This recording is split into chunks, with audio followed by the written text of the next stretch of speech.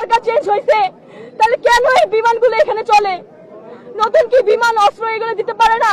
1966 সাল আপনারা গুনে দেখছেন, মাত্র 2025 সাল, আর কবে 1966 সাল?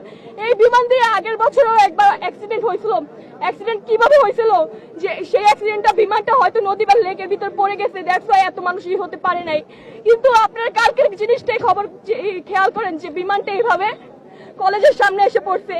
বাচ্চাদের, যেখানে বাচ্চারা ক্লাস করতো 2, 3, 7 এর বাচ্চারা, তাদের বয়স 9 বছর ছিল, 10 বছর ছিল। কে জানতো যে তারা সারা জীবনের জন্য চলে যাবে? আপনারা বলতে পারবেন কে জানতো তারা সারা জীবনের জন্য চলে যাবে?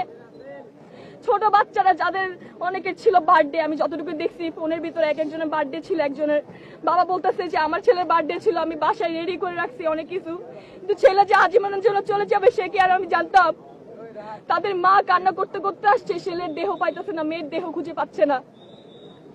বলতে পারেন কেন খুঁজে পাচ্ছে না? মানুষ এখান থেকে খুলে হাত বলেন, পা বলেন, মজক বলেন, এক এক জায়গায় ছিটে গেছে। কিভাবে দেহ খুঁজে পাবেন বলতে পারবেন আমাকে? বাবা মা অনেকে তো অনেকে লাশ খুঁজে পায়নি, অনেকে তার আইডি কার্ড নিয়ে জানা